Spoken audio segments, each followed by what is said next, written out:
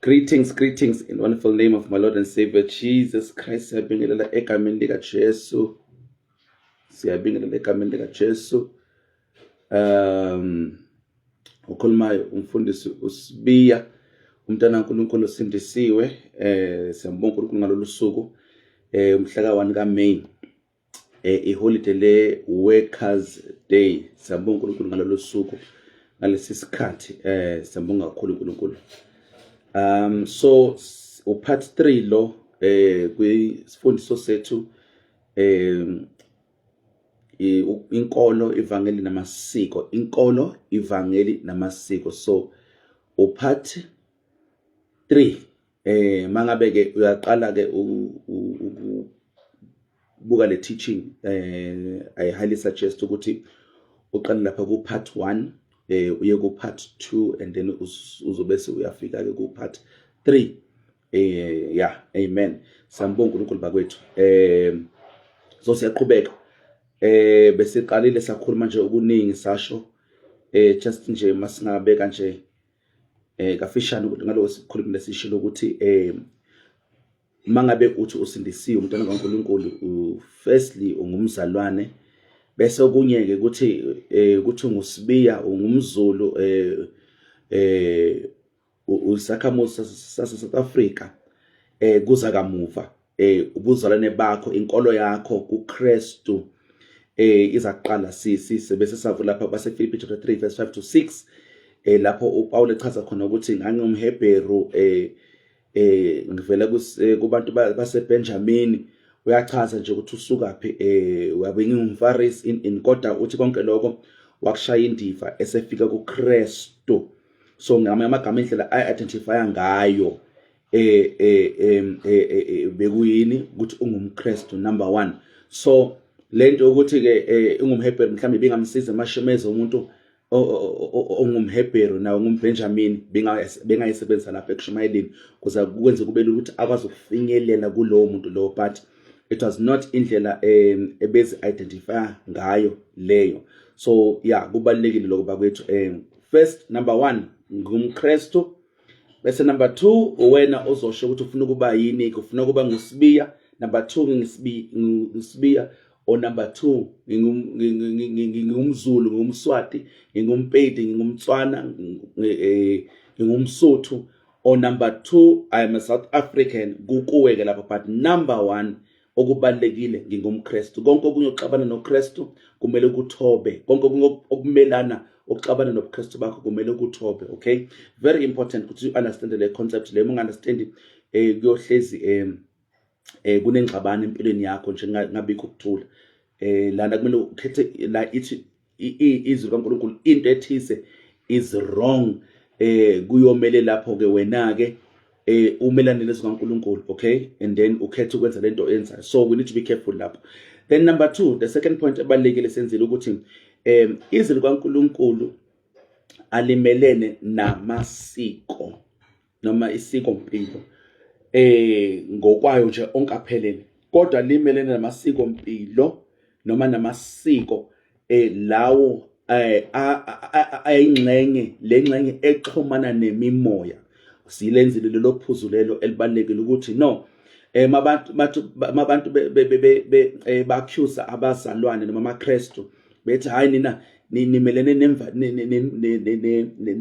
imuva lenu, nimelene nento eyiyo nayizonda and so forth. Cha, siyaphinda futhi inkolo yoKristu imelene nengxenye yamasiko le ethinta imimoya, ethinta ekwenzela imhlatshelo kwemimoya abangasekho, imoya yabafile, imoya yamadlozi, imoya yobungoma, into nje nomoya. Ngoba thina njengamaKristu sikhulela kumoya owodwa, umoya oyingcwele, sikhulela kuJesu, asiyenzi imhlatshelo. So into enokuchitha igazi phakathi, into enemimoya, amaKristu akakwazi kuba ingxenye yayo leyo nto leyo. Okay, ayakwazi yona ke iwona amasiko nenkolo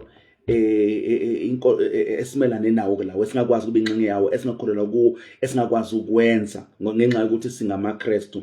So naloko kumele nje njengomntana kaNkulunkulu uku-understand awukwazi ukuxega lapha, awukwazi ukucompromise wehlisa izinga standard sikaNkulunkulu. Okay, so sishilo ukuthi amasiko bese sasho ukuthi amasiko khona amasiko afike nabantu amahle anenhloso enhle afika alethe isixazululo bese sasho ukuthi kukhona ingxenye ke yezinto ezibizwa ngamasiko, kodwa uma sithi sicheck umlando wakhona kahle kahle kufike nemimoya ifike yafundisa abantu, imoya yafundisa abantu, no whether ngemibono noma ngamaphupho noma imicabango, imoya yafundisa abantu ukwenza izinto ezithize. Lezi zinto lezo zabe sezandluliswa njengamasiko, kanti kahle kahle uma sisihlaziya kahle sibhekisisa ngehlo yezwi kaNkulunkulu, lento ekuthiwa isiko kukhonza imimoya, kukwazisa imimoya, kukujabulisa imimoya ethize yobumnyama. So leyo ingxenye leyo asikwazi esikamakristu asikwazi ubingxenye yento enjalo. Okay, savula lapha ku Deuteronomy chapter 18 verse 10, Leviticus chapter 19 verse 28 no verse 31, savula lapha ku Leviticus chapter 20 verse 7 and 27. Sabheka lapho ukuthi kukhona izinto iBhayibheli ezithi ziyisinengiso phambi kwamehlo kaNkulunkulu. Umuntu ozenzayo uyisinengiso, lathi izwi kaNkulunkulu abenza lokho bazawuqalekiswa, umhlaba uzobaphalaza. So but saphinde sabheka ukuthi lezi zinto lezi kodwa ngokwamasiko ethu ngokwesintu kuthiwa izinto ezilungile eziright kumele umuntu azenze, kodwa masibheka izwi kaNkulunkulu lisitshela ukuthi cha, akulona isiko leli emehlweni kaNkulunkulu ichilo. Okay, so sisihambile nje saze safika lapho ku part 1 no part 2. So sizaqhubeka ke manje ku part 3. We are live on Facebook ngaphansi kwa Edward Sibiya, Facebook Edward Sibiya, even na ku YouTube under Christ in You Ministries International. So Christ in You Ministries International ku YouTube na ku Facebook we are live khona lapho nje. Mangabe uyakhona ukusijoina ku live, please do. Ngiyasacela ukuthi mangabe abazalwane ba followishe ba subscribe ku YouTube, ba followishe ku Facebook, and please share with colleagues, share with family members, share with abantwana, umndeni nje, abangani, mabu khona abantu baziyo ukuthi lesi sifundiso singabasiza abantu. So what we're going to do in this teaching again, mhlawumbe asiqale sivule ngomkhuleko manje, sengisummarize la sivule ngomkhuleko. Mabegameni lika Jesu Kristu, sabonga Nkosi izwi lakho, sabonga ukuthi Nkosi izwi lakho Nkosi liyafundisa, liyayala, liyasola, liyakha. Siyabonga ukuthi Nkosi liyimbewu engabuni. We thank you Father for the power of izwi lakho egameni lika Jesu Kristu. We thank you Holy Spirit for your grace. We thank you Moya Ngcwele ukuqonda kwezwi lakho lisashungayelwa egameni lika Jesu Kristu. We thank you so much Father ekofana nawe. We bless you and we just thank you in Jesus Christ's mighty name. Amen and amen. All right. So kule teaching yesithathu sizobese siyabheka ingxenye ke yezinto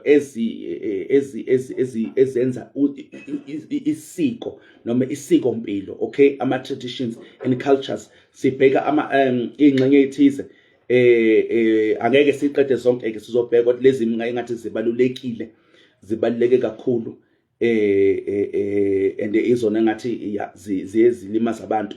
Okay, so lokho sokubala la akuphelele. Okay, angeke sibheke sonke, asinaso isikhathi, but just ukuthi sibe ne idea nje ukuthi lento ihamba kanjani. Okay, all right.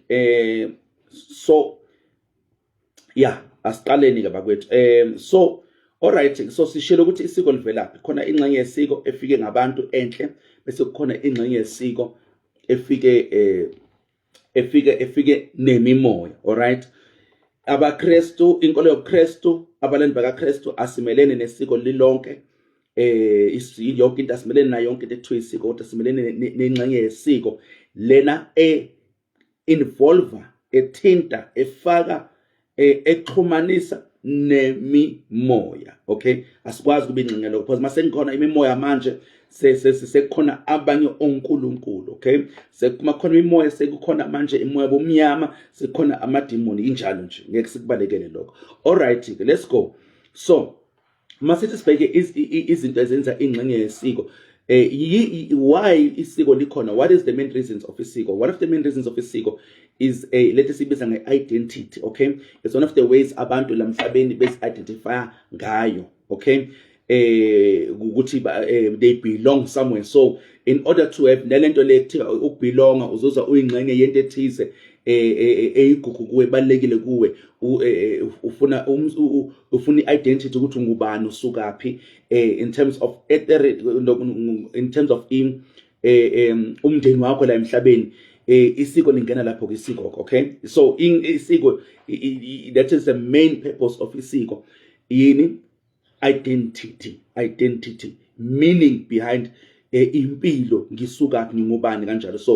So ke sesibese sishilo ukuthi umuntu mesichaza ngokwesiko angasichaza ngezigaba ezihlukile ngeindlela ezihlukile. Angayichaza ngokwesiko ngokwesibongo sakubo, okay, your last name. Angayichaza ngokwesiko ngokwe tribe asuka kuyo, okay? NgumZulu, ngumpedi ngingumtswana, ngingumtsonga, I'm an Afrikaner, whatever. So angayichaza ngokwalesigaba leso, angaphinda ayichaze ngokwesizwe sakubo, okay? So sakubo, I'm a South African, mina ngi-Nigerian, I'm American so zonke lezi lezo zine culture zine culture ekhona, kunama traditions isiko mpilo elikhona, all right? And futhi amanye bazothi amasiko singachaza ngokwebala lomuntu, okay? Sethi matomnyama banamasiko abo bayishiwe kanjalo bathi abantu banamasiko khona. So there is nothing wrong with that uku-identify ngokwesiko, ngokomndeni wakini, ngokwe tribe osuka kuyo, ngokwesizwe osuka kuso, ngokwebala osuka kulo, okay? There's nothing wrong with that. The problem is now when number one uvumela ukuthi sekungena imimoya kuloko ke sekunento izinto ezithinta imimoya, because masithinta imimoya sesikhuluma ngendumiso nezinye izinto. And then number two, sizokhuluma later about a limitation ye-identity through culture. Sizokhuluma nge-limitation yakhona, okay? All right. So number one esizoyibheka masibheka i-culture, into eyingxenye ye-culture ebalulekile futhi ilento siyibiza ngokudla. So food, so ukudla kuyingxenye yesiko or tradition, okay? So lithini iBhayibheli ngokudla? Lithini iBhayibheli ngokudla? Liyasho iBhayibheli ukuthi kukhona njengamaKristu kukhona ukudla ekungamele sikudle na, noma singadla noma yini. Liyasivumela iBhayibheli ukuthi sidle noma yini, liyasinikeza inkululeko ukuthi sidle noma yini. So the answer lapho ilula kakhulu in terms of, okay, so ukhumbule sibheke iBhayibheli ngokuphelele la, sibheke isivumelwano esidala, sibheke nesivumelwano esisha, okay? Siyabheka ukuthi okay ithini into ihamba kanjani lapho, right? So into esobala esingeke sibalekele singamaKristu ukuthi iBhayibheli isitshela ukuthi singakudli ukudla okunegazi. Lokho kukhona kusivumelwano esidala, kukhona kusivumelwano esisha. Kuthiwa singakudli ukudla okunegazi, singaliphuzi futhi igazi. So lokho kusho ukuthi masipheka inyama sosa inyama sinento sibiza ngebraai eSouth Africa, asikwazi ukuthi sidle inyama enegazi, asikwazi futhi ukudla lento lebizwa ngobubende, okay? Asikwazi, ungumKristu awukwazi ukwenza lento because lokho ukudla igazi. So I think siyazi ukuthi ububende buyini ububende, okay? We cannot be involved in this because kudla igazi. Mangabe ke uke waliphuza igazi, noma uthi wena inhlobo yomuntu othanda ukudla okunegazi, inyama enegazi, my advice to you esuke ezweni, repenta, guquka, uphenduke, uthi Nkosi ngonile bengingazi kodwa manje sengiyazi. Why iBhayibheli isho lokho? iBhayibheli yasivezela ukuthi umphefumulo usegazini, umphefumulo usegazini. So ngidla inyama yembuzi enegazi phakathi engavuthwanga kahle, sengidla nomphefumulo wembuzi, yabo. Mangiphuza igazi lembuzi sengiphuza ngithatha umphefumulo wembuzi. So I cannot do that, okay? So inyama yethu sidla inyama evuthiwe, bakwethu bazalwane, sidla inyama evuthiwe. This is serious. Lokho khona kuzivumelwano esidala nesisha. Mhlawumbe asivule ukuze ningahle into ngisuse ekhanda lami ayikho lento ngisho. Siqala lapha ku Leviticus chapter 17, Leviticus chapter 17. Siqala lapha ku verse mhlambe ku verse 11. Okay, mhlambe siqala ku verse 10.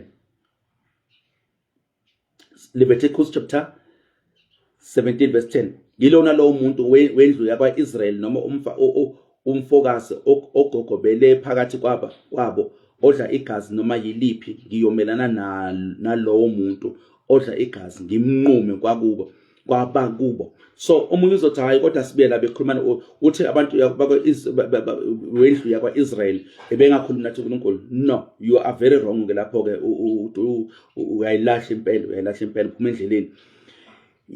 Yebo, abantu abokuqala bathole lo myalo original, umyalo ufikele kubantu bakwa-Israyeli, but later on lo nkulunkulu lokhipha lo myalo yena noNkulunkulu esimkhonzayo njengamaKristu, uyena noNkulunkulu athumela uJesu indodana yakhe. So and the suit futhi number 2 kumele understand isizathu sokuthi yindaba uNkulunkulu akhiphe lo myalo. Yabona sometimes isizathu soNkulunkulu sibalekile, sisona sengenza ukuthi ubone ukuthi into ingakathi uNkulunkulu into ethize iyenziwe noma ingenziwa, because indaba esesikusizathu. So akusho ukuthi wena njengoba wena ungowezizwe uma ophuza igazi imphumela izohluka. Okay, angeke ihluke imphumela, angeke ihluke imphumela, angeke ihluke impela, izofana. Ukuthi watshela ama-Israyeli kuqala akusho ukuthi nawe I apply kuwe. Okay, and sizokhombisa sizofika lapho. So yilo nalo muntu wendlu yakwa-Israyeli noma umfokazi ogogobele phakathi kwabo. So namuntu angaphandle nawo hawu seliphendulile nevesi, selivezile nevesi. Nomuntu ongazalelwanga esizweni sakwa-Israyeli osuka ngaphandle kwesinye isizwe, nomfokazi ogogobele phakathi kwabo odla igazi noma yiliphi, ngiyomelana nalowo muntu odla igazi ngimnqume kwabakubo. So automatically you can see excuse me, uyabona ukuthi leli verse liyapply kubantu bakwa-Israyeli nabantu abavela ngaphandle. Okay, so ali-apply kuphela kubantu abazalelwe kwa-Israyeli, but nabantu abasuka ngaphandle kwezinye izizwe. Okay, so very important sikuqonde lokho, otherwise sizogcina senza iphutha la. Okay, sithi nalowo muntu odla igazi angaliphuziko odla nomuntu odla igazi ngimnqume kwabakubo. Verse 11, ngokuba ukuphila komzimba kusegazini. So ukuphila komzimba kusegazini, ngininike lona ukwenzela umphefumulo yenu ukubuyisana e-altar, igazi elenza ukubuyisana. Okay, so usinikeze igazi ukuthi senze ukubuyisana, atonement. Okay, ukubuyisana ukwenzela imphefumulo yenu ukubuyisana e-altar. So emsamo, altar liwumsamo. Alright, igazi elenza ukubuyisana. So igazi elenza ukubuyisana. Futhi ke let me say this while I'm still here, uthi igazi elenza ukubuyisana. Alright, uNkulunkulu usho njalo uthi igazi lenza ukubuyisana. At the same time futhi igazi ngakwenza ukuthi uqhele futhi noNkulunkulu. Okay, uma lingenza ukuthi ubuyisane noNkulunkulu depende sokuthi ulenzane lo gazi lelo.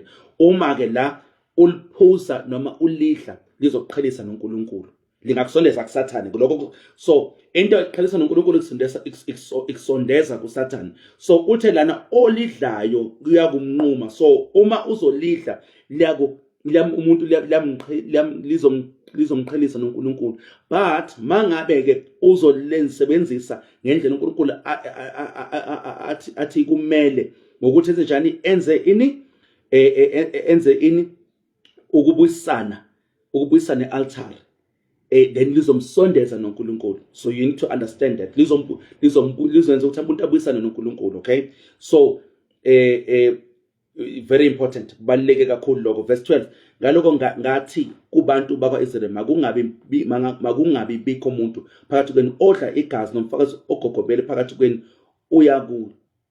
akayakulidla. Okay, verse 13, yilo nalowo muntu kwabaka-Israyeli noma umfokazi ogogobele phakathi kwabo. Yabala nomfokazi foreigners, yabala nawo. So it applies to everyone kahle lento le. ozingela abambe isilwane noma inyoni edliwayo uyochitha igazi layo alemboze ngothuli. So uma ubulawa ukuthi igazi ulichithe lemboze ngothuli adliwa, ngokuba impilo yazo zonke izidalwa igazi lazo nomphefumulo wazo usegazini lazo. Angiphinde verse 14 Leviticus chapter 17 verse 14. Ngokuba impilo yazo zonke izidalwa igazi lazo nomphefumulo wazo kusegazini lazo. Impilo nomphefumulo usegazini. Okay, ngaloko ngathi kubantu bakwa-Israyeli aniyakulidla igazi lenyama yonke, ngokuba ukuphila kwazo zonke izidalwa kusegazini lazo. Lo olidlayo uyonqunywa, ngamanye amagama uyolandelwa umoya wokufa. Ngesikhathi sethu singayibeka kanjalo, ngoba manje kusasho ukuthi hayi ngeke unqunywe manje, angeke uthathe mangabe isizwe sika-Israyeli ngesikhathi samanje mhlawumbe noma thina abazalwane ezingxenye sithi siyibandla, angeke sithi umuntu uma uphuza igazi noma edla igazi simthathe simbulale noma simshisa. No, but into ezoyenzeka lokunquma lokhu kuzovela ngesimo sokuthi lo muntu lo uzolandelwa umoya wokufa. Umoya wokufa ngokwenza lento le. So umoya wokufa uzoqala uhlukumeze uthola igunya nelungelo phezulu impilo yakhe bese uyamhlukumeza ngezindlela ezithize. Okay, so bathi-ke angivezele liphuzu umphefumulo nempilo yonke into edaliwe lithini isegazini layo. So this explains, now you understand. So uSathane umenzisa abantu izinto, one of the things umkhuba uSathane athanda ukwenzisa abantu ilo mkhuba ukuthi abantu baphuze igazi. One of imkhuba mningi esingayibani. So even nesike sabala ukuthi nezangoma kuyimkhuba amele bayenze ukuze ekubeni izangoma noma imkhuba edinga ubungoma, lemimoya yobungoma, ukuthi baphuze igazi lembuzi. Abanye ngazi bayakuphika kodwa abanye nje bayavuma nje abakuphiki, basho ukuthi vele bayakwenza lokho kumele kwenziwe. Baphuze igazi lembuzi, imbuzi isanqunywa, umuntu afaka umlomo lapha kusafika igazi lisaphuma nje lenza kanje, igazi liphuma ngamandla, umuntu afaka umlomo aliphuze igazi. So now umufunda leli verse leli ke manje sesiya understand ukuthi uma sike bephuze legazi lesuke bathatha baphuze legazi bathatha impilo yembuzi nomphefumulo wembuzi. Ingakho sometimes ubezwe babhodlisa okwembuzi. Okay, but iBhayibheli silikwembulile lokuthi lento le ingakho yenza kanjalo. Okay, so iBhayibheli ithi into engamele siyenze leyo, noma kuthiwa isiko noma isikompilo. No, asikwenzi lokho singamaKristu. Kwesinye uNkulunkulu uthi uNkulunkulu sizonqunywa. So ukunqunywa umoya wokufa. Ngokwenza lokho sizobe sigunyaza umoya wokufa uthi ulandele impilo yethu, uhlukumeze ngokugula, ngenhlupheko, ngokuvala amathuba, ngokubulala nje ubudlelwano phakathi kwethu nemindeni yethu, kuningi nje. Okay, bese uthi noma ngubani odla incuba noma isilwane esidweshulwe yizilo, noma ngabe ugowolibo noma ngumfokazo, uyohlanza izingubo zakhe ageze ngamanzi abe ngongcolileyo kuze kuhlwe bese eyahlambuluka. Kepha uma engahlanzi engawugezi umzimba wakhe uyothwala ububi bakhe. So now ithini solution? Mangabe ke uke wayenza lento, uyabona ukuthi ngesikhathi sabo uJesu engakafiki basathola ukubuyisana noNkulunkulu ngale gazi lelwane. Ngabe umuntu benzile into ethize ke bekumele benze imhlatshelo ethize, begeze ngendlela ethize. So ngesikhathi sethu ke ngoba thina sesiphila ngaphansi kwesizukulwane esisha, sesiphila ngaphansi kwaKristu, we don't into ezosihlanza ehlanza umphefumulo wethu, umoya wethu, umzimba wethu yini? Igazi likaJesu. So we don't need to do yonke lento lekumele bayenze bona, uhlale ngaphandle insuku eziyisikhombisa nani asikwenzi lokho. Okay, yini indaba? Ngoba igazi likaJesu liyasihlanza. Right, Izenzo 15 verse 28. Izenzo 15 verse 28. Okay, all right, Izenzo 15 verse 28. Okay, so angekunikeze ke kuzo understand ukuthi sikhuluma ngani la. ngizonikeza mhlambe umongo wale chapter lesifundayo. Okay, so Izenzo 15 verse 28. So lana ke ukhumbula ukuze u-understand ukuthi sikhuluma ngani la, u-understand umongo. So uNkulunkulu wazembula waziveza kubantu baka-Israyeli. Okay, wabese-ke kusizwe saka-Israyeli. Okay, wakhetha bona, hayi ngoba babahle ngoba bengcono, uNkulunkulu wakhetha bona, bengakhetha noma isiphi isizwe kodwa ukhethe sona. Then enye into mase ayenza lapho-ke uNkulunkulu wabanikeza umthetho wokuphila. Umthetho wasibiza number 1 moral law, lo odila noNkulunkulu, ubudlelwano bakho noNkulunkulu nobudlelwano bakho nabantu. Ungabulali, ungantshontshi, so ungabulali, ungebi, ungakhanuki kwamakhelwane, ungaphingi, konke lokho kudulana nobudlelwano bomuntu nomuntu. Bese ungabi nabanye uNkulunkulu ngaphandle kwami, akwenza isithixo, isithombe, umfanekiso wami. Konke lokho kudula nani? Ubudlelwano bomuntu noNkulunkulu. Okay, sibiza ngemoral law. Akhona so yonke imithetho ethinta ucansi, they are moral laws. Okay, so le mithetho lesi siyayigcina, siyayihlonipha. Asithi ngoba siphansi komusa, siphansi kwezivumelwano esisha siyishaya indiva. No, very dangerous. Uyogeja lapho. Asithi ngoba siphansi komusa bese sithi singantshontsha. No. Okay, right. Then kukhona lo mthetho lona ubizwa nge-ceremonial law.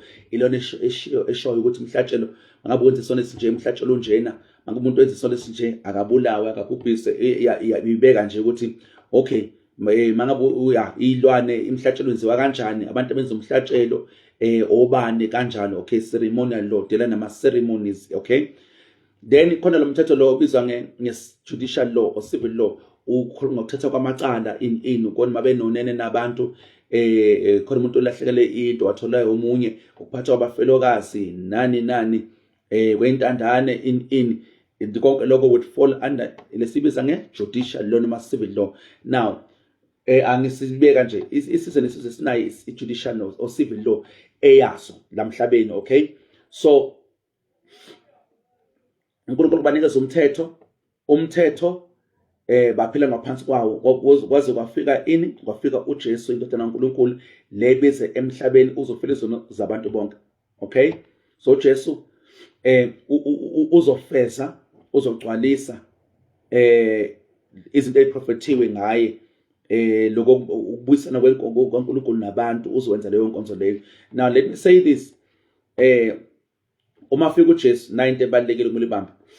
So sikhuluma ngoJesu elingasiphambanweni efela izono zomhlaba wonke. Right, ekufika esiphambanweni kukhona izinto ezifike ziphele. Number 1, esiphambanweni kukhona izinto ezifika ziqale. Number 2, esiphambanweni kukhona izinto ezifika ziqhubeke. Number 3, so esiphambanweni kumele wazi-ke wena umzalwane ukwazi ukuhlukanisa. Ngosiphambano khona izinto ezifika ziphele, uNkulunkulu akasayidingi, akasafuni zenziwe. Example, imhlatshelo. Mase sifike kuJesu, yingakho basona asihlabi asenze imhlatshelo excuse me, ngokuyilwane, ngoba esiphambanweni kufike kuphele imihlatshelo.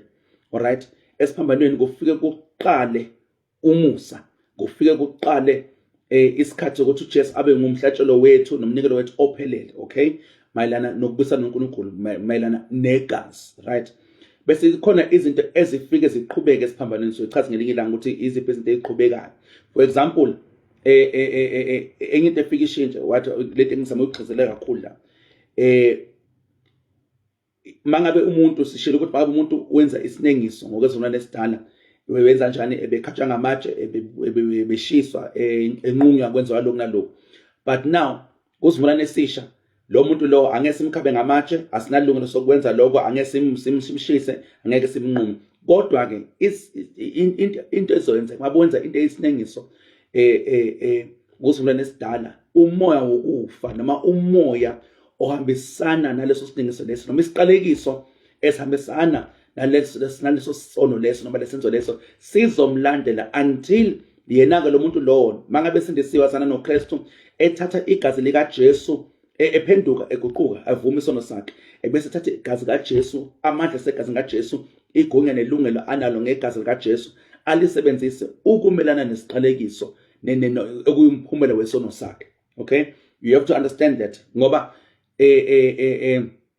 uma ungaqondi lokho uyohlukunyezwa imimoya ube ungumKristu. Okay, so kukhona izinto eziqalayo eziqala esiphambanweni, khona izinto eziphela esiphambanweni, kukhona izinto eziqhubeka even after isiphambano, ziqale kudala before isiphambano, nakhona isiphambano after isiphambano ziyaqhubeka. Okay, so kuningi nje, but you have to understand, enye into ngoba sesila ngoba omunye uyazibuza usakhuluma ngendaba yokudla, indaba kukhona izilwane ekusibalane esidala ekuthiwe akumele umuntu azidle, right? Okay, zikuthiwa zingcolile.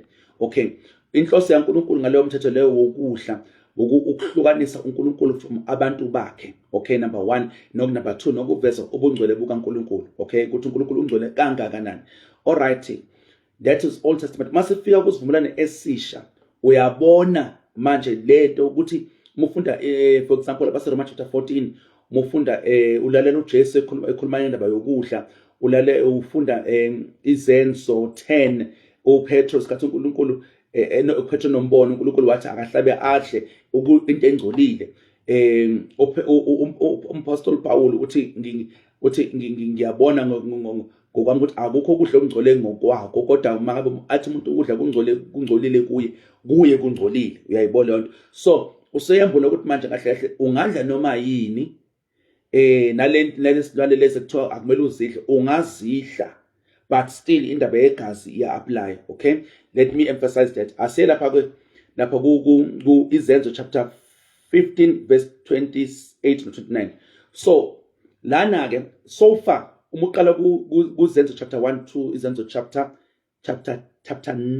9, ibandla bekwabantwana bakwa-Israyeli kuphela. So amagama ibandla bekubantu abantu bakwa-Israyeli abakholwe uJesu, bathatha ithemba labo balibeka kuJesu, basindiswa, bamukela uMesiya, bamukela uKristu. So yebo uJesu ufikele kuso sonke isizwe saka-Israyeli as isizwe esoqala sithole insindiso.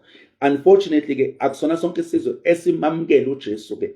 Abaningi baba bamphikile bathi akusuye, bamelana naye, kodwa abanye ingqosana yabo yakholwa. So laba bakhole uye, bakholwa ukufa kwakhe nokuvuka kwakhe, bese baba ile ingxenye yokuqala yebandla. So from Izenzo chapter 1 to Izenzo chapter 9, ibandla bekwamaJuda odwa. Then ke kuIzenzo chapter 10 yaqala ke manje ke abantu bezizwe bayangena evangelini, nabo bayashungeyeza uJesu, bakholwa uJesu, baphenduka, bakholwa, basindiswa, bagcwaliswa ngomoya oyingcwele nangamandla. Siqala sikubone lokho kubani kuIzenzo chapter 10. Now into ithi ke uma ke sabingelela amabhida, sabingelela bablehlale, sabingelela, welcome, sabonga ukujona kwenu. Now into ithi ke uma abezizwe sebesindisiwe, sebangabantwana bakaNkulunkulu, sebakholwe bamukela uJesu, into ithi ke abayazi yonke lemithetho le uIsrayeli ebiphila ngawo yonke leminyaka uJesu engakafiki, abayazi. Umthetho awufikelanga kubo, ufikele kuIsrayeli.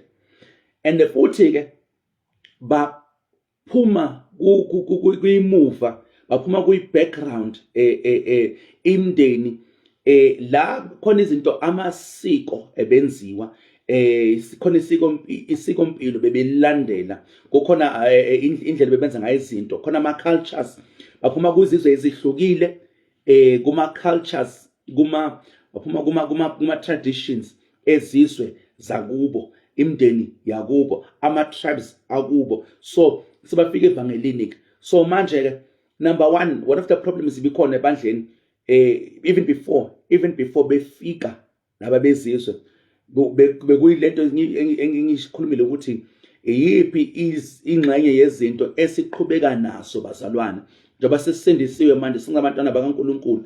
Iyiphi ingxenye yezinto esiqhubeka nazo njengamaKristu. Siyaqhubeka yini nemhlatshelo? Siyaqhubeka nemhlatshelo? Ya, impendulo ithi cha, asiqhubeki nemhlatshelo. Siyaqhubeka yini nokusoka? Impendulo ithi cha, asiqhubeki nokusoka. As you will see uma sifunda ezinye izinto, lobona ukuthi hayi cha, enye into ebeyingxenye kumthetho waka-Israyeli bekumele yenziwe into yokusoka, but masofika kuKristu akusayo ukusoka, akusayona into uNkulunkulu ayidinga ukuthi umuntu ayenze. Ukusoka komuntu wesilisa akusadinga uNkulunkulu, kodwa uNkulunkulu manje uyayijikisa. So kusekhuluma ngokusoka kwenhliziyo okukona ukusindiswa. Okay, alright. So masithi khona izinto ezifike ziphele esiphambanweni, khona izinto ezifike ziqala esiphambanweni, siyefike bese khona izinto ezifike ziqhubeke esiphambanweni. Sisho leyo nto leyo, sisho lokho impela. Okay, so you have to understand that. Alright. So kufika abantu bezizwe manje, so basindiswa. So manje khona abantu abathi hayi kumele basoke njengathi ngokomthetho kaMose kumele basoke. Hayi kumele benze lokhu, kumele bangenzi lokhu. So la sofunda khona la kuIzenzo chapter 15 verse 28 iloku okwatshela abantu bezizwe ama-Gentiles ukuthi kumele bakwenze noma bangakwenzi. Okay, so because uNkulunkulu akahlukanisi ukuthi lona umzalwane ongumHebheru noma umzalwane lona wezizwe. Sonke ungazofika kuKristu, sonke iBhayibheli lithi simunye. Lithi iBhayibheli akukho lithi iBhayibheli akekho umJuda, akekho wezizwe. There's no Jew, there's no Gentile. kuKristu sifike sihlangane sonke. Okay, uKristu ufike enze ukubuyisana, asenze sibe munye. Okay, ngoba usihlenga ngegazi linye. Alright, so you have to understand that kubalekile lokho. So le impendulo sofunda la, into yayibuzwa lana bebuziwe indaba ukuthi abantu kumele basoke yini, kumgomo ukuthi abantu basoke yini, umzalwane asoke yini, nokunye nezinye izinto ke bakuthi bagcina umthetho. So sishilo ukuthi umthetho apply yilo esibiza nge-moral law. Okay, alright.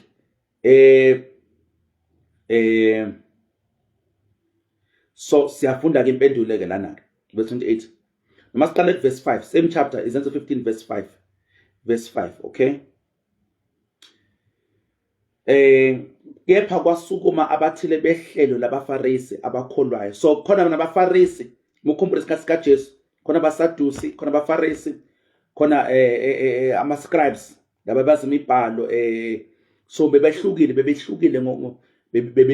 Okay, so abakhona abaFarisi abakholwa ngamagama abasindiswa, kodwa ke manje basindiswa bangena nalenkolo yabo yobuFarisi insindisweni, okwabe iphutha labo ke lapho ukuthi bangena nenkolo yabo yobuFarisi insindisweni, bese bafuna manje ukuthi kwenziwe lamasiko aboFarisi nezinto zabo zomthetho, of which iziko laNkulunkulu belingadingi ukuthi kwenziwe. So verse 5, kepha kwasukuma abathile behlelo labaFarisi abakholwayo. So abazalwane nabo kodwa i-background yabo abaFarisi. Okay, bathi kumele ukuba basokwe. Basho bani? Abantu bezizwe bayalo ukuba bawugcine umthetho kaMose. Okay, verse 6, abapostoli namalunga babuthana ukuze baluhlole lolu daba. Okay, alright. So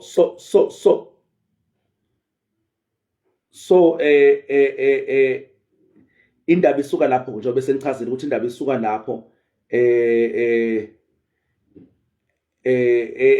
uhamba nawe wehla uzobe usufika lapha verse 28, uzo understand ukuthi okay, nayi inkinga kade ikhona kuze kukhulunywe kufika verse 28 sifike kanjani. Okay, alright. Uverse 9, mhlawumbe sijambe kuverse 9, ngeke ngifunde yonke ichapter. Uthi verse 9, okay, uthi verse 10, akenzanga mehluko phakathi kwethu nabo, ehlambulula inhliziyo zabo ngokukholwa. Uyayibona? So uPetro lokhuluma uthi akenzanga umehluko phakathi kwethu nabo abantu bezizwe. So uthi uNkulunkulu akenzanga umehluko phakathi kwamaJuda nabantu bezizwe. Okay, verse 10, ngakho-ke kungani manje nilinga uNkulunkulu ngokuthi nibeke ijoka entanyeni yabafundi obaba kanye nathi esingabanga namandla okulithwala na? Kepha siyakholwa ukuthi sisindiswa ngomusa weNkosi uJesu ngokufanayo. So uthi number 1, ngoba manje into esingenile la uma iBhayibheli lakho ulazi, sekukhulunywa manje ngokulunga ngomthetho nokulunga ngokukholwa umusa otholakala kuJesu. Okay, so manje uthi ke uma nithi abenze lokho kuze basindiswe, seniyasihlukanisa manje, senimelana nezwi kaNkulunkulu, melana noNkulunkulu, ngoba uthi uNkulunkulu azange enze umehluko phakathi kwethu nabo. Ngamanye amagama, ngendlela thina sisindiswe ngayo nangendlela nabo abasindiswa ngayo, ukuthi bakholwe uJesu. Okay, bamkele uJesu. Okay, uthi le mangabe sithi abasoke kuze basindiswe bagcina umthetho kaMose, then manje sesenza njani? Uverse 10 uthi nibeka ijoka entanyeni yabafundi, kusho abafundi bani? Bezizwe, ama-Gentiles, obaba kanye nathi esingabanga namandla okulithwala. So uthi lo mthwalo lo sithi manje bawuthwale unzima manje, lento le kumele bayenze ngokugcina umthetho kaMose ukuze babuyisane noNkulunkulu, ukuze balungisiswe noma balunge emehlweni kaNkulunkulu. Uthi umthwalo lo ijoka elasinda thina entanyeni yethu, elasinda futhi lisinda futhi nokhokho babo. Okay, amaJuda aphila alawakuqala. Okay, kepha siyakholwa ukuthi sisindiswa ngomusa weNkosi. So ungumJuda, ungumJuda noma ungowezizwe, sonke sisindiswa ngani? Ngomusa weNkosi uJesu. Okay, alright. So i-background le ngifuna sibe understand, uqonde umongo. Right ke verse 28 ke manje I think ke sengichaze kahle lento yomongo, sesinokuqonda okucishe kufana. Alright, verse 28, lalela ukuthi bathini ke, sibafike isixazululo salenkinga ke ebekhona ebandleni laqala. Verse 28, ngokuba kube kuhle kumoya ongcwele. So umoya ongcwele unguNkulunkulu ube ingxenye yalesinqumo lesi lento le ezoshiwa manje. Ngokuba kube kuhle kumoya ongcwele nakithi. So kube kuhle kubani? Number 1, umoya ongcwele. Number 2, nakubo, ukuba singanethwesi umthwalo ngaphezulu kwalokho okumele nikwenze. So sebabhala manje, baphendula abantu bezizwe, amaKristu ezizwe, ukuthi okay, siyazi kukhona abantu abafike manje ukuthi kumele kuze nisindiswe kumele nisoke, kuze nisindiswe kumele nenze ningadli ukudla okuthize, ningadli ingulube, kuze nisoke, kuze nisindiswe kumele nigcine isabatha, kumele nenze lokhu nalokhu nalokhu. Lalela ukuthi uthini, lalela ukuthi uthini, ukuthi ke nangu umyalo owanikezwa abantu bezizwe. Ukhumbule bebangazani nasabatha, bona bazidlela ukudla kwabo, bazidlela ukudla kwabo, badla noma yini, abazi ukuthi khona ukudla okungcolile khona okungangcolanga, bazidlela nje ukudla kwabo. Lalela ukuthi ke yipi into abatshelwa yona njengebandla lezizwe elisindisiwe.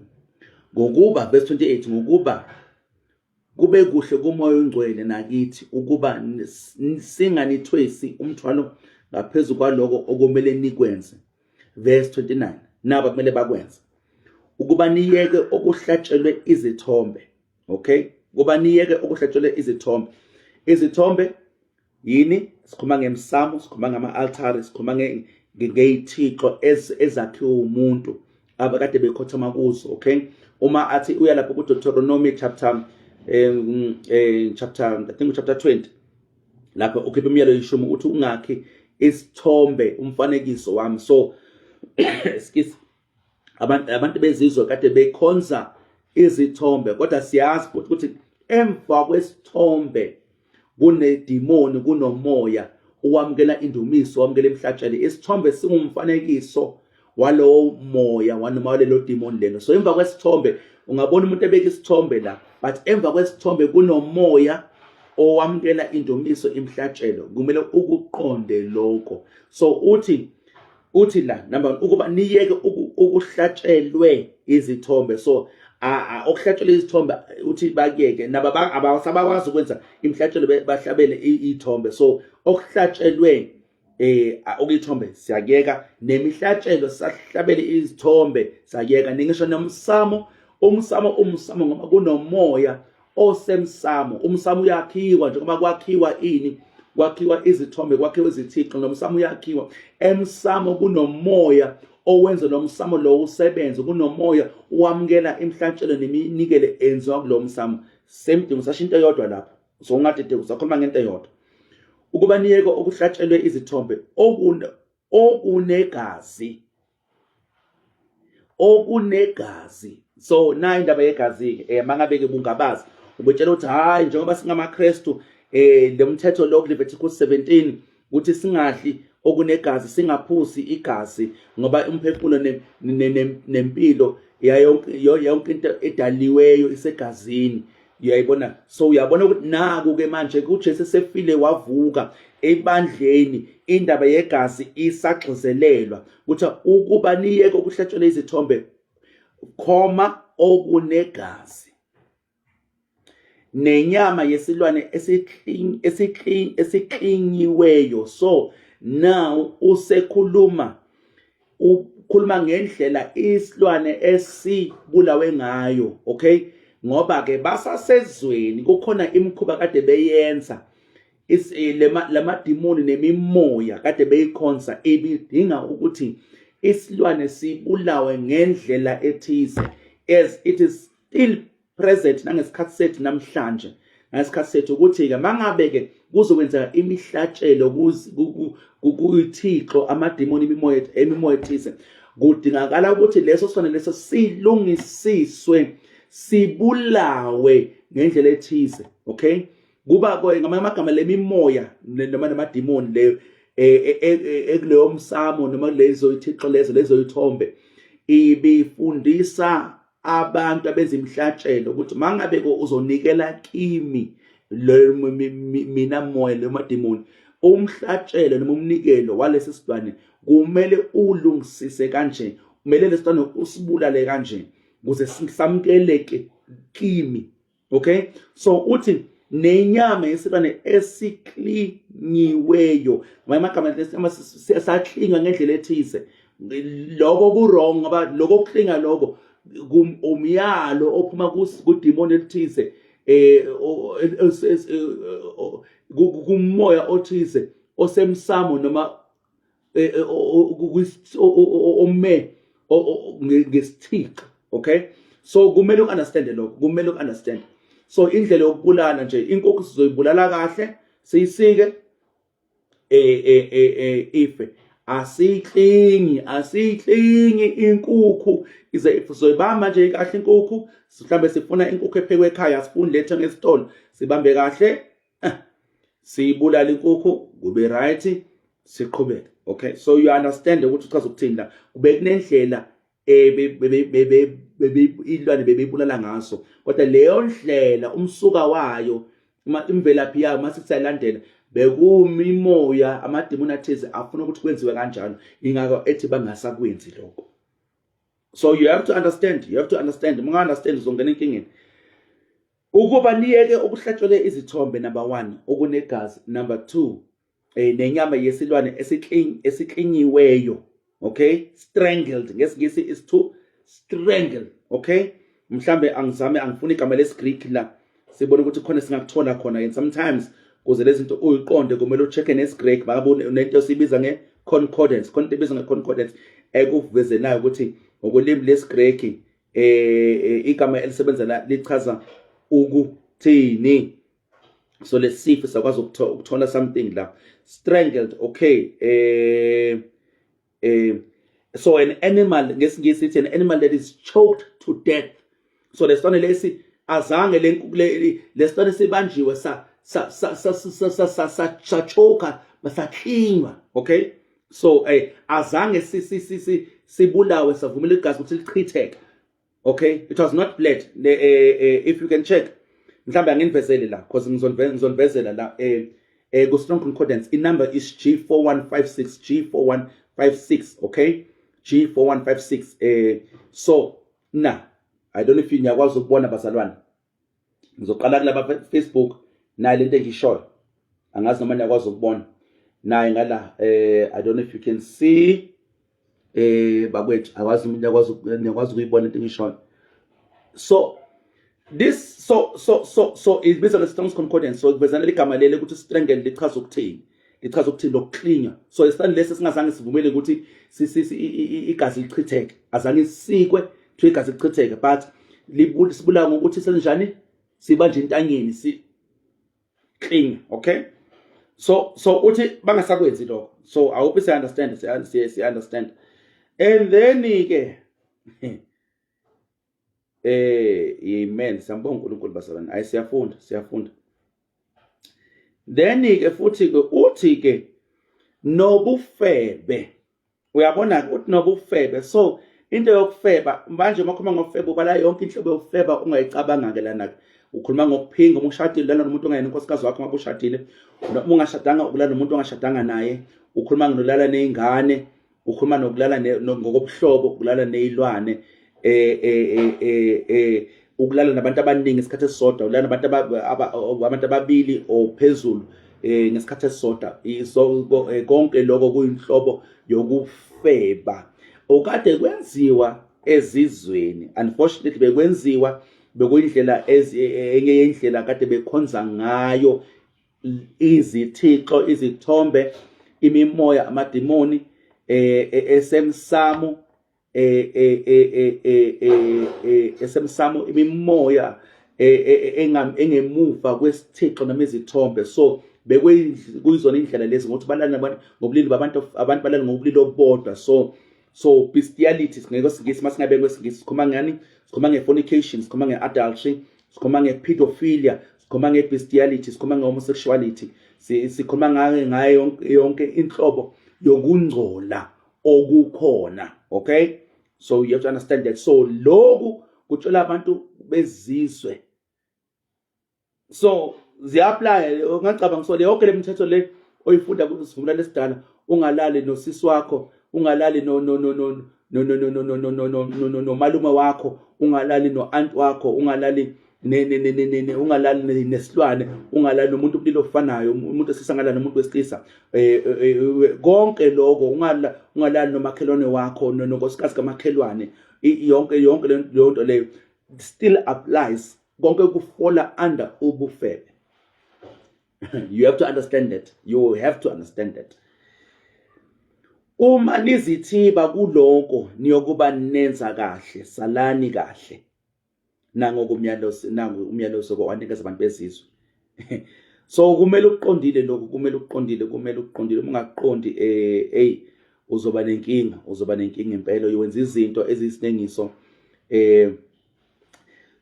So izwi kaNkulunkulu leli ngoba uthe ngokuba kube kuhle kumoya ongcwele. Ukhumbule uma bebhala lokho abakususe ekhanda labo kusuka kumoya ongcwele onguNkulunkulu, njengoba iBhayibheli yonke imibhalo iphefumulelwe nguNkulunkulu, naloko kuphefumulelwe nguNkulunkulu.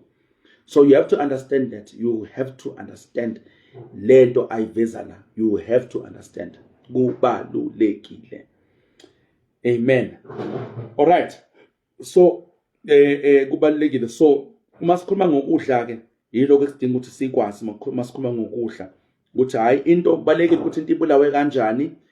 Kunenkolo ethize ekhona la emhlabeni, inkolo ethize abathi ukudla kumele kubulawa ngendlela ethize. Ngendlela futhi leyo nto leyo sebayenza futhi ukuthi ngisho neyindawo la kuthiwa khona ukudla ukuthi mebezobulala ilwane babulale ngokuhamba ngendlela ehambisana leyo nkolo leyo. So angeke ngisho igama leyo nkolo mhlawumbe but no angisho ngoba siyafundisa la ngeke sibe namahloni noma sibe no ngizoyisho impela. Inkolo yamaSulman iyasho ukuthi lento masithi makuthiwa into ihalal, kumele understand ukuthi ichaza ukuthini lento leyo, ukuthi halal ichaza ukuthini. But uhalal ke uchaza ukuthi le nyama leyo ibulawe ngendlela ehambisana nenkolo yabo. Sekumele wena ke njengomzalwane ke understand ukuthi okay kuchaza ukuthini ukuthi halal, ukuthi le nyama leyo kusuka ibulawe kanjani, uma sixana leso sifo sibulawe kanjani. bese uyahlolisisa ukuthi ngokwenkolo yakho uKristu kuyahambisana nako lokho yini. Okay, just kuba nolwazi understand ukuthi lesizinto zisebenza kanjani. Okay, yeah, so siyambonga uNkulunkulu bakwethu, siyambonga uNkulunkulu ngokuhlakanipha kwakhe. So mhlambe selapha nabase Roma chapter 14 ngijust ngiveze nje ngingabona ukuthi mhlambe ngisusekhanda lami.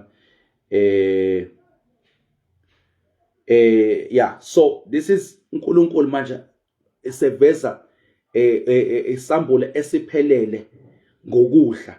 Okay, mangabe uzofunda ngokudla ungayiqali kuzimelana esidala kodwa ungafike la kwizenzo chapter kulapho base Roma chapter 14 ngoba uzogcina utshela ukuthi kuyisono ukudla izinto ezithize bese uhlulela abantu ngalokho, kanti iBhayibheli liveza ukuthi cha akusekho ngokwesambule esiphelele.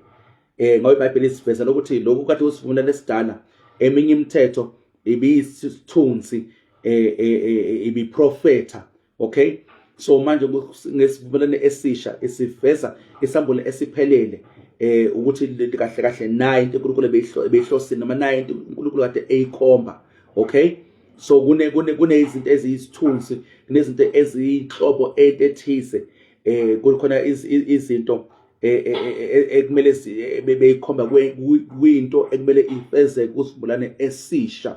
You have to understand that. Okay, so mayelana nekwezokudla ke besichazile ukuthi okay uNkulunkulu akanankinga ukuthi umuntu udlani, bathi ke ayigazi akangalidla igazi, akangaliphuza igazi. Okay, sidlilwana obviously asidla abantu. Mangithi igazi asimbulala umuntu, sidla igazi kasiphuza igazi lakhe ichilo lokho, asidla igazi asiphuza igazi ichilo lelo. Okay, nathi sibiza ngecannibalism, umuntu adle omunye umuntu. Okay, asikwenzi lokho. Okay, so verse 4 base Roma chapter 14 umqala ufunda sonke lesahluko lesiyachaza ngendaba yokudla nokuphuza. Okay, angeke ngifunde yonke ikhuluma even nangeinsuku. So le chapter lena nje it addressa ezinye izinto namhlanje ngesikhathi sethu ezixabanisa amaKristu ahlukene nje ngenxa yalezinto lezi uPaul ezama uPastoral Paul ngomoya ongcwele ezama ukuzilungisa la. Okay, ukhuluma indaba yokuthi usuku oluthize libalekile, into ethize kumele idliwe ukugubha amafeast lento yezokudla ukuthi lokuthi hayi mina ngigcina usuku lePentecost, mina ngigcina iPhasika. uPawulu uaddressa zonke lezi zinto lezo la kulesi sahluko. So mangibutho lesikhathi take time uyifunde lesahluko udlinze, ustudishe, uhlolisise imibhalo mayelana nalezi zinto lezo ukuze singazovumele izinto ethi iBhayibheli akumele sahlulelane ngazo, thina siyahlulelana ngazo ngesikhathi sethu. Okay, so akumele sahlulelane ngalezi zinto lezo iBhayibheli lisivezela lokho, but uthola amaKristu ayahlulelana ngazo ngalezi zinto lezi iBhayibheli singahlulelani ngazo. Okay, so ngizothatha ivesi elilodwa nje, elilodwa thatha ivesi elilodwa kule chapter lena nje ngihlale kulo ilona kuphela nje engizoliveza kule chapter engifuna silibheke. Although ichapter yonke umothola isikhathi, ngiyacela ukuthi uyifunde, ibalulekile ngendlela yesimangalo chapter lena, because ngoba abazalwane bayifunde chapter futhi bayi-understand, abese ke benza lezi zinto lezi noma bahlulela abanye abazalwane ngezinto lethi uNkulunkulu akumele sahlulelane ngazo, asibalekile kangaka ngendlela sibathi sibaleke ngayo phambi koNkulunkulu, nakuthina ke behlele ethu kumele sibaleke kangaka. Sizobheka uverse 14 abaseRoma 14 verse 14, abaseRoma 14 verse 14, abaseRoma 14 verse 14 ilona kuphela iverse solibheka lana, but ungayifunda yonke ichapter ulalele ubhekisise kahle. uthi ngiyazi njengokuba nginesiqiniseko. Umpostoli Pawulo ke lena, ingaka abanye abantu banenkinga noPawulo, bacanga ukuthi uPawulo ebemelana nezwi kaNkulunkulu, ebemelana nomthetho. Cha, kanti uPawulo kumnandi ngoba ke bewazi umthetho, ke bewazi kakhulu ngendlela eyisimanga. Mubheka i-background yakhe, uthi behlele enyaweni zikaGamaliel, uthisha, uprofessor womthetho. Uyasho ukuthi bengumfarisi, so bewazi umthetho ngendlela eyisimanga. So but uNkulunkulu is one of the reasons why uNkulunkulu emsebenzisile ukuveza isambulo somthetho ngokuphelele, okay? Ukuveza ukuthi ikupho ngokomthetho kumele ukuthi kwenziwe, ukupho kumele kuyekwe, ukupho okuqhubekayo, okuqale before isiphambano, okuqhubekayo even after isiphambano. So lana ke uthinta indaba yokudla, indaba yezilwane lekuthiwa zingcolile kuzivumelwano esidalo. Uthi ke ngiyazi njengokuba nginesiqiniseko. Ubheka ubaleke ukuthi ubani obhalayo futhi. So lona angeke umngabazi uPawulo ngolwazi lomthetho because ebewazi umthetho. Uthi bengasoleki entweni ifika umthetho, bengasoleki. Ufunda lapha base Philippi chapter 3, Philippi chapter 3 verse 8 and 9. Ngiyazi njengokuba nginesiqiniseko enkosini uJesu. Ngiyazi njengokuba nginesiqiniseko enkosini uJesu ukuthi akukho lutho olungcolileyo so ngokwalo, so alikho lutho olungcolile ngokwalo, kuphela kulowo othi kungcolile kuyena ke kungcolile. So lo othi kungcolile kuye. So ingulube ingcolile kulo othi ingcolile kuye, hayi ukuthi yena ingulube ngokwayo isiqane ingcolile. Uyayibona verse 15, ngokuba ke ngithi ngizofunda 14 kodwa sengifunda no15. Ngokuba uma umzalwane wakho eqhubeka ngenxa yokudla okudlayo awusahambi ngothando. So into encourage nayo uthando ukuthi into mangabe ikhupha umuntu ungayenzi, okay? Ukhuluma malana nokudla, uthi mangabe ikhupha umuntu, so lento mangabe udla phambi kwakhe ungayidli ngoba uhlonipha yena, noma lento yidle ngasese. You understand? Yidle ngasese wena ukhulekile ngoba wena unesambulo nokuqonda ukuthi lento ngokwayo ayingcolile. Kodwa umfowethu ngoba yena unokuqonda ukuthi lento le ingcolile, ngabe amagama umfowethu sibambe lelidala, bambe lelidala, akakafiki kusambulo ukuthi lokho akudla lokudla lokho ngokwakungcolile. Ingolube lengifuna ukidla noma lenyoni ngifuna ukidla, lesitwana lesesindiza ngifuna ukusidla asingcolile ngokwaso. So ukuze ngihloniphe ukukholwa kwamfowethu dadewethu, ingamkhubi endleleni, angeke ngidle lento mangiphambi kwakhe, ngayidla ke ngasese. Uthi indloko ukuhamba ngothando, okay? Uyayithinta lana nje, angeke ichaze yonke, bathi ke ifunde nje iyayichaza yona ichapter kulula ukuthi uqonde. Ukhuluma nangeinsuku ezithize, omunye mathi usuku libalekile kuye, omunye uyaligcina yena, angamehluleli lo ongaligcini, nalo ongaligcini ngoba yena akaligcini, angamehluleli lo oligcinayo. Ukhuluma njani nangezinto eziphuzwayo futhi, okay? Kukhona ezinye izinto ayithintayo, uthinta izinto eziningi, and lezinto lezi kubuhlungu zihlukanisa abazalwane bahlukana ngalezi zinto lezi. uPawulu ayichaza lana bahlulelane bazondane bangabi nobudlelwane nabanye abazalwane ngenxa yalezi zinto lezi. So into encourage lana ayiqhuphuzelayo uthando ukuthi senze izinto ngothando, okay? Yeah. Ngicela ukuma lana abazalwane kulo live lo ngoba angifuni ube mude kakhulu noma mhlambe angiqhubeke. Let me carry on. Let's see how far we go. Angifuni ube mude kakhulu, but let's continue. Moya ngcolo uzosiza. So sesikhulumile ngendaba yokudla. I think ngikuvezile okumqoka mayelana nokudla ukuthi okay now okumqoka nake kumele sigade njengabazalwane. I think ngichazile kwabasobala okuseleke suyoyifundela wena ke uthisha phela akutshela yonke into. Uthisha nawe okunye kumele nawo njengomfundi ufuna ukuthola ulwazi uhambe uyokubheka. Then number 2, so ingxenye yosiko yokuqala esibhekile yini ukudla.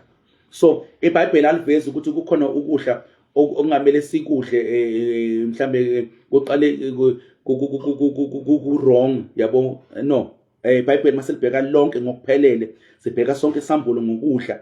Cha, alisho ukuthi amadumbe ayisona singawadla amadumbe, alisho ukuthi singadli singadla imfino wrong, no. Okay, so singadla noma yini, just sigada indlela ukuthi lento esidla mangabe inyama ibulawe kanjani futhi ivuthwe kangakanani. Sesibheke lokho, kasidle okunegazi, siliphuza igazi and so forth, and naloko ke okunikeliwe emsamo. Okay, naloko okunikeliwe emsamo kudlule via emsamo kwakhulunyelwa, ngoba mase kukhulunyelwe sekunikele emsamo sekuhamba nemimoya, sekuhamba nemimoya. Makuhamba nemimoya ke sesine inkinga ke lapho ke asisakwazi ke. And ukuthintile lokho kuba uZenzo chapter 15 verse 28, okunikeliwe okuhlatshelwe izithombe, okunikelwe ezithombeni, siyazi emva kwesithombe kunemimoya namadimoni athize amukela leyo mnikelo nemihlatshelo. We have to understand that, very important, right? Ingxenye yesibili soyibheka yesiko ile ngxenye siyibiza ngani? Esiyibiza ngomculo noma ingoma noma imdanso. All right, umculo, ingoma, imdanso. Le subject ke lena ke ijule ngekukhuluma ngendlela eyisibanga, angeke futhi ngiyiqedelana angeke ngiyiqedelana, but ngizoveza amaphuzu nje ambalwa really, because kuyisihloko isihloko ngokwaso esihlukene futhi esijulile engathi mase sikhuluma konke kumele sikhulume singaveza okuningi. But ke umculo, ingoma nemidanso, right? Okay,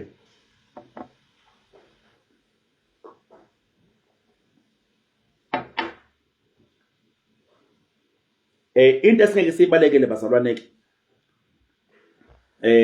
yinye into esingeke siyibalekele ukuthi umuntu noma uNkulunkulu isikhathi edala umuntu uma uNkulunkulu edala umuntu wamnikeza umuntu lento esibiza nge-creative ability. Njengoba uNkulunkulu asenza umuntu ngomfanekiso wethu asifuse. uNkulunkulu is a creator. So enye into ayenzile, he has given umuntu the ability to create. Okay, uNkulunkulu has given umuntu the ability to create. Umuntu uyakwazi na ukwenza into, uyakwazi ukudala into. So umuntu uyakwazi ukuthi enze njani adale into. So the ability, amandla okudala, to create something, sinayo, sithatha kuphi uNkulunkulu. Okay, so uNkulunkulu because of that ability siyakwazi ukuthi si-create izinto, si-invente izinto khona. So music siyakwazi ukuthi senze music, singabantu si-create music. Okay, now so umuntu he has a creative ability. Now uma sesibheka ke manje ke umculo, ingoma, sibheka futhi nomdanso, kumele ke manje ke ngokuqonda kwethu, ngokuqonda kwezwi noma ukuqonda sithola ezwini, sekumele sibheke ke manje ukuthi okay, njengoba ke kuculwa kudanswa kwenziwa ingoma, kwenziwa ngobani, kwenziwelani, kwenzelwa bani, kwenziwa ngobani, kwenziwela bani? Angazi uma siyatholana nisesenami. Ngamanye amagama masibheka le subject sesimele sibheke manje ukuthi okay njengoba yenziwa lento, kudanswa, kuculwa, kwenziwa ngobani, kwenziwelani, kwenziwelwa bani? So ngamanye amagama, because we understand njengabazalwane ukuthi umculo it's one of the ways esidumisa ngayo. Okay, umculo is one of the ways esidumisa ngayo. We understand ukuthi siyakwazi ukudumisa ngomculo, whether you want, uyafuna ukuvuma lelo qiniso noma uyalibalekela, but ke into ithi uyakwazi ukudumisa ngomculo, uyakwazi. So sekumele sigade ke manje ukuthi okay, njengoba kucula le ngoma idumisa bani, iphakamisa muphi umoya? Kukhona mhlambe umoya othize le ngoma isicula, ikhona umoya othize ekhuluma ngayo, uyayibona into le, because indumiso embusweni kaNkulunkulu nendumiso embusweni kaSathane ayihlukile, isebenza ngama-principles ngezimiso ey'fanayo. Okay, isebenza ngey'miso ey'fanayo, whether lento leyo uyafuna ukuyikholwa noma ufuna ukuyikholwa. So we have to be careful ukuthi njengabazalwane asigcini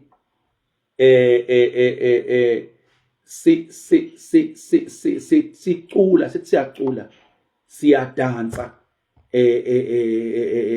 noma senza ingoma, kanti ngokungazi sesiyakhonza. We have to be very careful lapho. So mangabe ke because imoya set to say kubuhlungu, imimoya ya understanda ke umculo kakhulu ndlula abantu. Okay, because uma singabazalwane sidumisa bese kukhona kwaNkulunkulu buyehla. Siyamazalwane sisenkonzweni siyadumisa, kukhona uNkulunkulu buyehla, sithi siyawuza umoya ongcwele ukhona. Noma usayina noma futhi noma uwedwa ungadumisa uzwe ukukhona kwaNkulunkulu sebukhona. Ekhaya udlala indumiso ngeradio, ngefoni, nge-TV, bese ukukhona uNkulunkulu baba khona. Yini into ekusuke yenzakele lapho?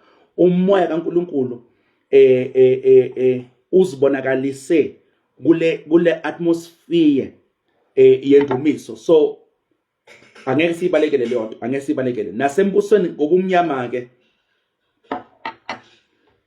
embusweni ngomnyama kukhona imidanso abayenzayo, ingoma abaziculayo ezenza ukuthi njengoba ekwehla umoya ongcwele masidumiswa uNkulunkulu, nakhona imimoya iyehla uma bedumisa becula izingoma eziphakamisa indlela zobumnyama, eziphakamisa izinto eziyisono, eziglorifya, ezidumisa uSathane. Same thing nokukhona bukaSathane through imimoya noma amademoni buyehla. Just as nathi masiphakamisa uJesu, siphakamisa uNkulunkulu, siphakamisa ubungcwele, ukulunga kwakhe, ubuhle bakhe, ubele bakhe, uthando lwakhe, nomoya ongcwele uyehla. The same thing nasembusweni wobumnyama kusebenza kanjalo nje, akushintshi, because uSathane in fact uyithathe embusweni wokukhanya, uthathe kuNkulunkulu lento yendumiso. You understand? So sengizama ukuthini, uma sicula ingoma asibheka amagama lengoma leyo ukuthi athini. Number one, asibheke ukuthi lengoma idumisa bani, asibheke ukuthi lengoma iphakamisa ini, ipromota ini, ipromota siphi isici, yiphi ibehavior. Konke lokho kubalulekile. Okay, kubalulekile, asenzi noma yini. That is very very important. Mamfundisi, ngicela ungisize ngokukhulu ukusheshsha, ngicela ungisize ngokukhulu ukusheshsha. Okay, so kubalulekile lokho, kumele sikuqonde lokho. Okay, kumele sikuqonde lokho ngendlela eyisimanga. Okay, so kumele sikuqonde lokho, asikwazi ukubalekela. So angeke ngithi okwamanje ngenxa ukuthi angiyikhavi le subject ngokuphelele, angiyikhavi le subject ngokuphelele njengamanje, angikhulumi ngayo specifically, ngizogcina lapho nje. But ke ngelinye ilanga sikhulume ngayo, sijule ngokuphelele, and then sizobe siyabheka ukuthi okay, when it comes to music nako kumele sigade, nako kumele sikwazi. Sisazokhava i-subject emnandi ende ngendlela eyisimanga. Okay, yeah. So bazalwane, ngicela ukumalana so far ku-part 3 sikhave ingxenye yesiko ekhuluma ngani, ngokudla nangomculo. Okay, but umculo sisazokhuluma ngawe isihloko esihlukile sisodwa nje. uNkulunkulu mevumile sizokhuluma ngaso, sibalulekile leso sihloko leso ngendlela eyisimanga. Okay, sisazobheka masenza u-part 4 sizobheka ingxenye yeyingubo, ukugqoka ngokwesiko, sibheke i-language, ulwimi, sibheke izinto ama-morals afana njengenhlonipho nokwazisa, indlela yokuyiphatha, sibheke nendlela yokushada. Sisazobheka nani indima yomuntu wesifazane nomuntu wesilisa, so ama-gender roles. Sizobheka nendumiso, mhlawumbe indumiso ngesibala ngoba I think siyithintele ku-music kancane, and then sizobheka indaba yokungcwaba, sibheke nemikhuba ethize. Okay, so sazokubheka konke lokho ngokwezwi kaNkulunkulu. And then sizogcina sikhuluma futhi ngendaba yokulobola, sizokhuluma ngendaba yesithembu, sizokhuluma ngendaba yokusoka futhi, ukuthi izwi kaNkulunkulu lithini. Siphinde sikhulume futhi ngokuhlola kweintombi, sizobheka konke lokho ngokwezwi kaNkulunkulu ukuthi izwi kaNkulunkulu lithini. Bese sizobheka ama limitations futhi esiko, nokuthi ibandla noma abazalwane so makufike kusiko senza njani ke kule ngxenye yesiko izwi kaNkulunkulu elingahambisani nayo. So ngicela ukuma lana kule part 3. Siyabonga kakhulu, ngiyabonga abantu ababeyingxenye yawo. Siyabonga Mfundisi Lehlale, siyabonga Mfundisi Mabhida ukusijoina kulo live lapha ku Facebook.